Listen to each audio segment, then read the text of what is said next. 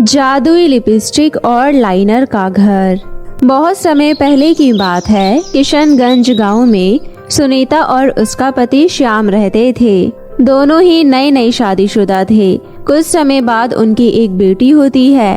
घर में गरीबी होने की वजह से वो अपनी बच्ची को एक मंदिर में छोड़ आते हैं, जहां वो बच्चा जोर जोर से रो रहा होता है और एक पंडित उसे अपने जान पहचान के एक नई शादीशुदा जोड़े को दे देता है, जिनका बहुत सालों से अपना बच्चा नहीं हो रहा था। नए नए शादीशुदा जोड़े यानी मनीषा और मयंक दोनों ही बच्चों के लिए तरस गए थे और उन्हें जब वो बेटी मिलती है तो वो उसका नाम मनिका रखते हैं। मनिका 1 महीने की थी जब उसे मनीषा और मयंक ने गोद ले लिया था। मनिका ने अपने असली माता पिता को कभी नहीं देखा था, जिस वजह से वो जब बड़ी होती है तो मनीषा और मयंक को अपने माता पिता समझती है। मनीषा और मयंक दोनों ही गरीब परिवार से थे, इसलिए वो अपनी छोटी सी झोपड़ी में अपनी बेटी मनिका को एक अच्छा जीवन देना चाहते थे, जिस वजह से वो रात दिन मेहनत करते हैं और अपनी बच्ची के लिए 4 पैसे कमाते हैं। मनीषा गांव के एक बड़े मॉल में साफ सफाई का काम करती थी, जहां उसे मनिका को रखने में कोई दिक्कत नहीं आती थी। मनिका भी अपनी मां के साथ खेलती रहती और मनीषा अपना काम निपटाती रहती। एक दिन मॉल के मालिक ने मनीषा से कहा, मनीषा, तुम्हारे यहाँ पर काम करने की वजह से हमारा मॉल बहुत अच्छे से दिखता है और तुमसे पहले जो यहाँ काम करती थी उसने हमारा मॉल पूरा बिगाड़ कर रख दिया था, जिस वजह से लोग यहाँ आना पसंद नहीं करते थे। लेकिन अब तुम्हारी वजह से यहाँ पर लोगों का आना भी शुरू हो गया है। तुम्हारे इतने अच्छे काम की वजह से मैं बहुत खुश हूँ। मैं तुम्हें सैलरी और अच्छे से बढ़ा कर दूंगा अगर तुम इसी तरीके से मेहनत और लगन से काम करती रही तो। आपका बहुत बहुत शुक्रिया मालिक। मैं चाहती हूँ मेरे पति भी यहाँ पर काम करने लगे ताकि वो लोगों का सामान घर तक पहुँचाना शुरू करे और आप उन्हें डिलीवरी बॉय की तरह रख ले। आपका काम आसान हो जाएगा और मेरे पति को अच्छी जॉब मिल जाएगी। अभी वो मजदूरी करती हैं। ठीक है, तुम कल अपने पति के साथ आ जाना। मनीषा अपना काम पूरा करके अपनी बेटी मनिका को लेकर घर चली जाती है और घर पहुँचकर अपने पति को सारी बात बताती है। अरे वाह, आज तुम्हारी वजह से मुझे अच्छी जॉब मिल जाएगी, वरना मैं ये मजदूरी करता रहता और रात दिन मेहनत करने के बाद भी इतने पैसे ना कमा पाता। मनीषा सबके लिए खाना बना देती है और सभी खाना पीना खाकर सो जाते हैं। अगले दिन सुबह होती है। मयंक और मनीषा दोनों अपनी बच्ची को लेकर मॉल में पहुंचते हैं। मनीषा मयंक की बात मालिक से करवाती है। तुमने पहले कभी डिलीवरी बॉय का काम नहीं किया, इसलिए मैं स्टार्टिंग में तुम्हें काम सिखाऊंगा। उसके बाद धीरे धीरे तुम अपना काम खुद संभालने लगना। मालिक, आप जैसा कहेंगे मैं वैसा करूंगा, लेकिन आपने मुझे इतनी अच्छी जॉब दी, आपका बहुत बहुत शुक्रिया। तुम्हारी पत्नी ने हमारे मॉल का इतना अच्छा ख्याल रखा है जितना आज तक किसी ने नहीं रखा। मैं उसके काम से बहुत खुश हूँ, इसलिए आज उसकी वजह से तुम्हें एक अच्छी जॉब मिल रही है। मयंक और मनीषा एक ही मॉल में काम करने लगते हैं। मनीषा का मालिक बहुत अच्छा था, जिस वजह से वो मयंक को सारे काम सिखाता है। धीरे धीरे मयंक को भी सारे काम आ जाते हैं। मयंक अपना काम अब खुद संभालने लगता है। मालिक मयंक के काम से बहुत खुश था। मयंक अपना काम करने के बाद बहुत थक जाया करता था, लेकिन उसे इस काम में बहुत अच्छे पैसे मिलते। रोजाना लोगों के घरों में राशन पहुंचाना मुश्किल काम था, लेकिन रिक्शा में लोड करके ले जाना और वापस आना बहुत ही मेहनत का काम था। लेकिन मयंक हर वो काम करने के लिए तैयार था जिससे उसकी बेटी की अच्छी देखरेख हो सके। मनीषा और मयंक गरीब जरूर थे, लेकिन वो अपनी बेटी को एक अच्छे स्कूल में पढ़ाना चाहते थे ताकि वो पढ़ लिख कर उनका नाम रोशन करे। दोनों पति पत्नी अपनी बेटी को लेकर शाम को घर वापस लौट रहे होते हैं कि तभी उन्हें रास्ते में एक लड़की रोती हुई दिखती है। तभी मनीषा उससे पूछती है, अरे तुम यहाँ बैठकर रो क्यों रही हो और इतनी शाम को तुम यहाँ अकेले क्या कर रही हो? मेरे पिता ने अभी नई नई शादी करी है। मेरी सौतेली माँ मुझे चैन से रहने तक नहीं देती और मुझे मारती पीटती है। वो रोजाना मुझसे बहुत सारा काम करवाती है, फिर भी मुझे बहुत मारती है। आज तो उसने मुझे घर से ही बाहर निकाल दिया। मेरे पिताजी काम के सिलसिले से शहर जाते हैं, उन्हें इस बात की कोई खबर नहीं है और न ही मेरे पास कोई फोन है जो मैं उन्हें ये सारी बातें बता सकूं। अब मैं क्या करूं? मैं तो बिल्कुल बेसहारा हो चुकी हूँ। चिंता मत करो, तुम हमारे साथ हमारे घर रह सकती हो। हमारे पास तुम्हारे लिए बहुत अच्छा घर तो नहीं है, लेकिन हम तुम्हें अपने छोटे से घर में रख सकते हैं। आपका बहुत बहुत धन्यवाद, आपने मुझे सहारा दिया, वरना इस दुनिया में कौन किसको सहारा देता है, हर कोई मतलबी है। आज मैं बेसहारा हूँ और आपने मुझे सहारा देकर बहुत बड़ा एहसान किया है। मैं आपका एहसान कभी नहीं चुका सकती। मनीषा और मयंक उस लड़की को लेकर अपने घर पहुंचते हैं और सभी शाम का खाना खाकर सो जाते हैं। वो लड़की बहुत चालाक होती है। वो रोजाना इसी तरीके से लोगों के यहाँ पर जाती है और कुछ न कुछ उनके घर से चुरा कर वहाँ से भाग जाती है। ऐसे उसने बहुत से घर लूटे थे जहाँ पर ढेर सारा पैसा होता है। इस बात से बेखबर मयंक मनीषा अपनी नींद में सो रहे होते हैं। देर रात उस लड़की की आँख खुलती है और वो मन ही मन सोचती है, आजकल लोग कितने सीधे हैं, हर कोई मुझे अपने अपने घर में रहने की जगह दे देता है। मेरा ये मासूम चेहरा देखकर किसी से रहा ही नहीं जाता। हे भगवान, तूने भी मेरा चेहरा कितना मासूम बनाया है। जो भी मुझे देखता है वो मुझसे बात करने लगता है। अब मैं इनके घर कुछ दिनों तक रहूंगी और अगर कुछ मिला तो चुरा कर भाग जाऊंगी। अगले दिन सुबह होती है। रोजाना की तरह मयंक और मनीषा अपनी बेटी के साथ मॉल में काम करने के लिए निकल जाते हैं। वहीं दूसरी तरफ उस लड़की को अपने घर में अकेला छोड़ जाते हैं। मयंक अपना काम कर रहा होता है, तभी उसका मालिक उसके पास आता है और कहता है, तुम्हारे गांव से हमें एक बहुत अच्छा ऑर्डर मिला है। तुम्हारे गांव में गुप्ता जी की बहुत बड़ी कोठी है, तुम जानते होंगे। उनके यहाँ पर बहुत सारा सामान भिजवाना है, लेकिन उनके यहाँ पर कल सुबह हवन है और तुम कल सुबह ही उनके यहाँ ये सारा सामान पहुँचाओगे। मैं चाहता हूँ कि सारा सामान तुम अपने घर ले जाओ, फिर अपने घर से वहाँ पहुँचा देना। तुम्हें आसानी रहेगी और टाइम से पहुँचा भी दोगे, क्योंकि इतनी सुबह हमारा मॉल नहीं खुलता। जी मालिक, ठीक है, मुझे किसी बात की कोई आपत्ति नहीं है। मैं अपना काम समय से कर दूंगा। आपको किसी बात की कोई चिंता करने की जरूरत नहीं है। वो सारा सामान लेकर शाम को मयंक और मनीषा अपनी बेटी के साथ अपने घर पहुंचते हैं। लड़की मयंक और मनीषा के साथ इतना सारा सामान देखकर हैरान हो जाती है और कहती है, अरे आप इतना सारा सामान कहाँ से ला रही हो? ये सारा सामान तो आपके लिए पूरे साल तक चलेगा। अरे नहीं नहीं बेटा, तुम गलत समझ रही हो। ये सारा सामान तो मैं रोज डिलीवर करता हूँ। कल हमारे गांव में गुप्ता जी के यहाँ पर एक बहुत बड़ा हवन है, जहाँ पर ये सारा सामान सुबह सुबह पहुँचाना है। हम लोग इतने अमीर कहाँ जो पूरे साल का सामान खरीद कर एक साथ रख ले। मयंक की बात सुनकर लड़की के मन में लालच आ जाता है और तभी लड़की मन में सोचती है, सारा सामान रिक्शे में लोड है, ये रिक्शा चलाना बहुत आसान है। ये सारा सामान मैं रातों रात गायब कर दूंगी। सुबह ये कैसे पहुंचाएगा सामान, ये इसकी सिरदर्दी है। रोजाना की तरह मनीषा सबके लिए खाना बनाती है और फिर सभी खाना खाकर सो जाते हैं। मनीषा और मयंक बहुत सारा काम करने की वजह से थके होते हैं, इसलिए वो अपनी बेटी को लेकर चुपचाप सो जाते हैं। लेकिन वहीं दूसरी तरफ वो लड़की सारा सामान चोरी करने के ख्याल देख रही थी और आधी रात को जब सभी गहरी नींद में सो रहे होते हैं, तब वो लड़की सामान से भरा रिक्शा लेकर भाग जाती है।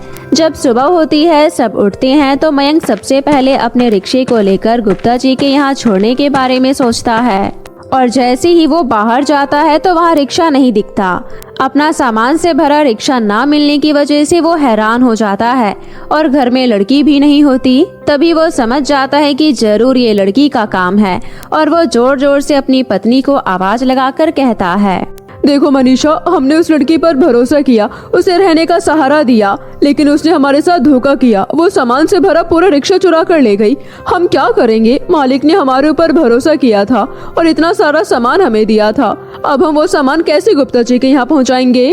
अगर सामान समय से नहीं पहुंचा तो मालिक के पास खबर चली जाएगी। हे भगवान, आप हमारी मदद करो। हम इतना सारा सामान कहाँ से लेकर आए और कैसे गुप्ता जी के घर पहुँचाए?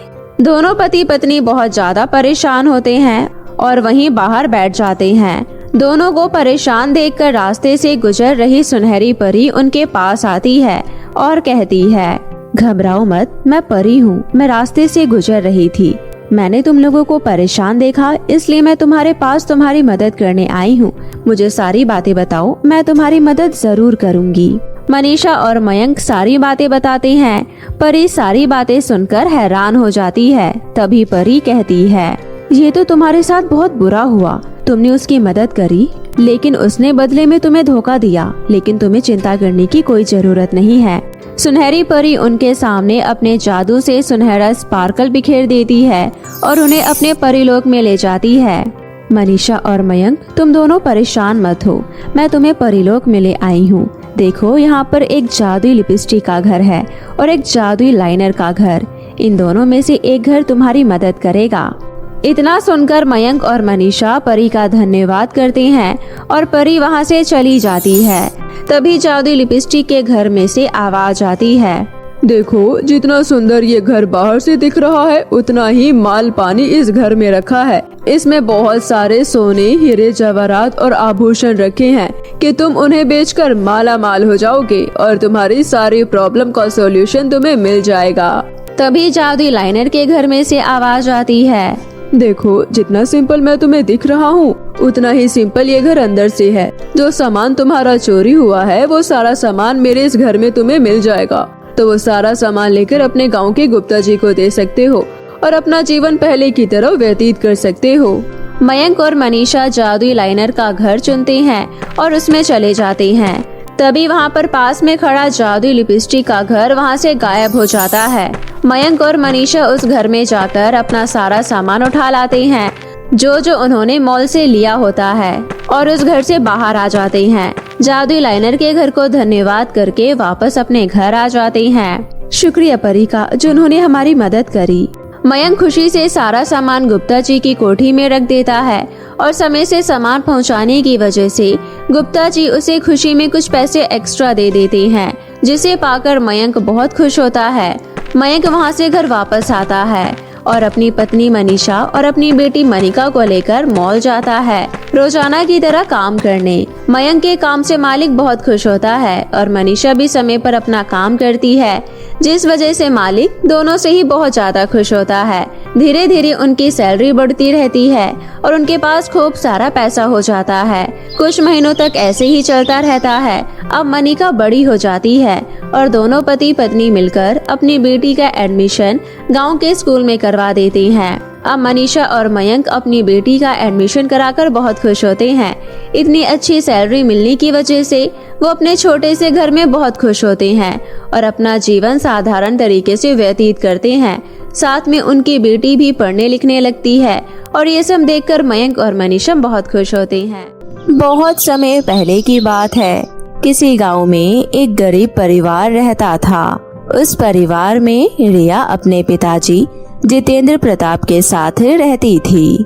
रिया के पिताजी बूढ़े हो गए थे, परंतु उन्हें अभी भी अपनी बेटी की शादी के लिए लड़का नहीं मिला था और अब वो हमेशा इसी चिंता में उदास रहते थे।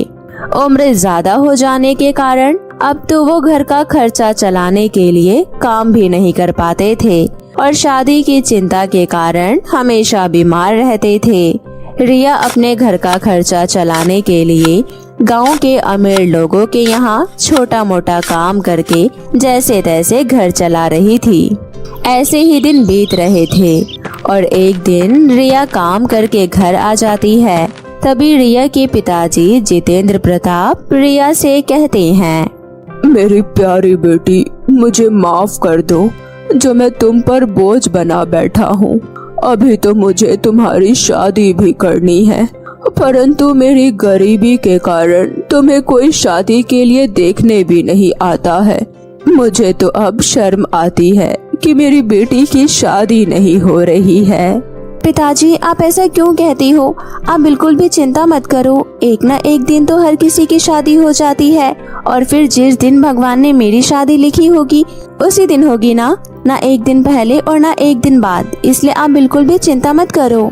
वो दोनों इस तरह बातें कर रही होती हैं कि तभी उनके घर में जितेंद्र का एक घनिष्ठ मित्र राकेश उसके पास आता है और कहता है, अरे मेरे दोस्त, मेरे होते हुए तुझे चिंता करने की कोई जरूरत नहीं है। तेरी बेटी की शादी मैं करवा दूंगा। अब तू चिंता फ्री हो जा। मेरी नजर में एक लड़का है, वो बहुत होशियार है और इस समय एक बड़ी कंपनी में काम कर रहा है। अगर तू कहे तो मैं तेरी बेटी की शादी की बात करूं। अरे हाँ दोस्त, क्यों नहीं, ये तो बहुत अच्छी बात है। इस तरह जितेंद्र के कहने पर कुछ दिनों बाद राकेश रिया की शादी की बात करता है। वो लोग भी रिया से शादी के लिए तैयार हो जाते हैं और ऐसे देखते ही देखते एक अच्छा मुहूर्त देखकर रिया की शादी एक पवन नाम के लड़के के साथ हो जाती है। रिया अपने पति पवन और अपनी सास शांति देवी के साथ घर आती है। ऐसे ही दिन बीत रहे थे और शादी के बाद अब रिया घर की सारी जिम्मेदारियों को संभाल लेती है। परंतु रिया को क्या पता था कि उसके जिंदगी में भूचाल आने वाला है। ऐसे ही कुछ दिन और बीत जाते हैं। एक दिन रिया अपने घर में झाड़ू लगा रही होती है। तभी वहाँ पर रिया की सास शांति देवी आती है और कहती है, अरे बहू, ये तो कैसे काम कर रही है। देखो तो पूरे घर में कितनी मिट्टी हो रही है और ऊपर से तो मटक मटक कर धीरे धीरे काम कर रही है। अरे जल्दी जल्दी पूरे घर की सफाई कर और उसके बाद नहा धोकर मेरे लिए नाश्ता तैयार कर। अगर तू ऐसे ही धीरे धीरे काम करेगी तो कैसे काम चलेगा। अगर अभी हमारे घर पर कोई आ गया तो क्या होगा। मम्मी जी, मैं घर की सफाई ही कर रही हूँ और अभी आप जहाँ से आ रही हो वहाँ पर सफाई नहीं हुई है। मैं अभी जल्दी जल्दी पूरे घर की सफाई कर देती हूँ, उसके बाद आपको शिकायत का मौका नहीं दूंगी। हाय राम, देखो तो बहू होकर कैसे अपनी सास से जुबान लड़ा रही है। हाय भगवान, पता नहीं मैंने कैसे घर में अपने बेटे की शादी करवा दी। बहू होकर मुझे उल्टा जवाब दे रही है। अपनी माँ शांति देवी की ऊंची आवाज सुनकर पवन वहाँ आ जाता है और अपनी माँ शांति से कहता है, क्या हुआ माँ, जो तुम सुबह सुबह इतना चिल्ला रही हो। सुबह सुबह घर का माहौल क्यों खराब कर रही हो, क्या हो गया। अरे बेटा, इसमें मेरी गलती नहीं है। मैंने तो बस बहू से इतना कहा कि जल्दी जल्दी घर की सफाई कर दे, परंतु तेरी पत्नी को तो मेरी उम्र का लिहाज ही नहीं है। वो तो मुझसे जुबान लड़ाने लगी। इतना कहकर शांति देवी झूठे आंसुओं के साथ रोने लगी। अपनी माँ की आंखों में आंसू देखकर पवन को गुस्सा आ जाता है और वो बिना कुछ सोचे समझे अपनी पत्नी रिया को मारने लगता है और उसको इतनी गंदी तरह मारता है कि वो बेचारी अधमरी हो जाती है। रिया की ये हालत देखकर शांति देवी खुश हो जाती है और वो वहाँ से खुश होकर चली जाती है। ऐसे ही कुछ महीने बीत जाते हैं और देखते ही देखते रिया गर्भवती हो जाती है और अपनी पत्नी को गर्भवती देखकर पवन भी खुश होता है। उसका लगाव अपनी पत्नी के प्रति बढ़ जाता है और अपनी पत्नी का ध्यान रखने लगता है। परंतु ये बात शांति देवी को बिल्कुल हजम नहीं हुई और अब वो उन दोनों को अलग करने की सोचती है। शांति मन ही मन बोलती है, हे भगवान, पता नहीं इस मनहूस ने मेरे बेटे पर क्या जादू कर रखा है। जब से इसकी शादी मेरे बेटे से हुई है और जब से ये पेट से हुई है, मेरा बेटा इसके पल्लू से ही बंध गया है। इसके बाद शांति देवी रिया के बच्चे को मारने की सोचती है। हाँ, ये ठीक रहेगा। अभी तो इसका बच्चा इस दुनिया में नहीं है, तब तक तो मेरा बेटा इसके आगे पीछे लगा रहता है और अगर इसका ये बच्चा इस दुनिया में आ गया तो मेरा बेटा तो उसका जोरू का गुलाम ही बन जाएगा। मैं इसके बच्चे को छोड़ूंगी नहीं। ऐसे ही दिन बीत रहे थे और एक दिन शांति देवी रिया के बच्चे को मारने के लिए जमीन पर तेल गिरा देती है और वहाँ से दबे पांव भाग जाती है। वहीं दूसरी तरफ आकाश लोक से कुछ परियां शांति देवी को ये सब करते हुए देख रही थी। तभी उनमें से एक परी रिया के सामने प्रकट होती है और कहती है, मेरी प्यारी बेटी रिया, मैं परी हूँ और मैं परी लोक से आई हूँ। तुम्हारी सास शांति देवी ने तुम्हारे बच्चे को मारने के लिए जमीन पर तेल गिराया है और तुम वहाँ पर मत जाना। परी, आपका बहुत बहुत धन्यवाद जो आपने मेरी इतनी सहायता की, परंतु मैं आज तो बच जाऊंगी, लेकिन हो सकता है कि मेरी सास मेरे बच्चे को मारने के लिए आगे फिर कभी दोबारा कोशिश करे, फिर मैं क्या करूंगी। हाँ रिया, तुम सही कह रही हो, परंतु तुम चिंता मत करो। मैं तुम्हें ये जादुई सैंडल दे रही हूँ, तुम इन सैंडल को अभी पहन लो। उसके बाद ये सैंडल तुम्हारी सुरक्षा करेंगे और जहाँ कहीं भी तुम्हारी जान को खतरा होगा वहाँ तुम्हें नहीं जाने देंगे। और तो और मैं तुम्हें आशीर्वाद देती हूँ कि तुम एक सुंदर सी जादुई परी को जन्म दोगी जो तुम्हें जीवन में कभी भी परेशान नहीं होने देगी। अच्छा रिया, अब मैं चलती हूँ, मुझे परीलोक जाने में देरी हो रही है। इतना कहकर वो परी वहाँ से गायब हो जाती है। रिया परी के कहे अनुसार वो सैंडल पहन लेती है और इस तरह उस दिन के बाद रिया को कभी कोई परेशानी नहीं होती और कुछ महीनों बाद रिया एक सुंदर सी परी को जन्म देती है जिसके सुंदर लाल गुलाबी गाल और नैन नक्श थे। रिया अपनी बेटी को देखकर खुश हो जाती है। इसी तरह कुछ साल बीत जाते हैं और अब शांति देवी को उसके कर्मों के हिसाब से सजा मिलती है कि कुछ दिन पहले पैर से चलने के कारण उसकी कमर में मोच आ जाती है और अब वो बेड से भी नहीं उठ पाती। साथ ही साथ रिया ने अपनी बेटी का नाम पिंकी रखा।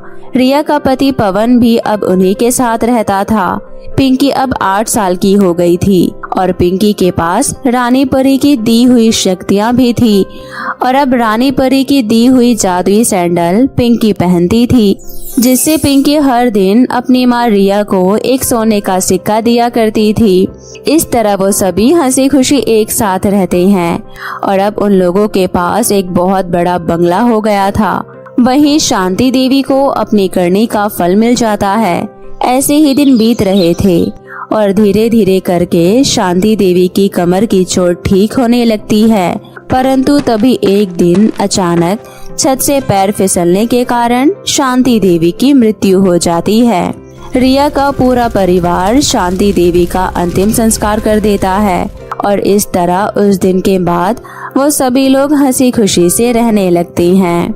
तो मेरे प्यारे दोस्तों, कैसी लगी आपको हमारी ये कहानी, हमें कमेंट करके ज़रूर बताएं। अगर आपको हमारी ये कहानी अच्छी लगी हो तो इसे अपने दोस्तों के साथ भी शेयर करें।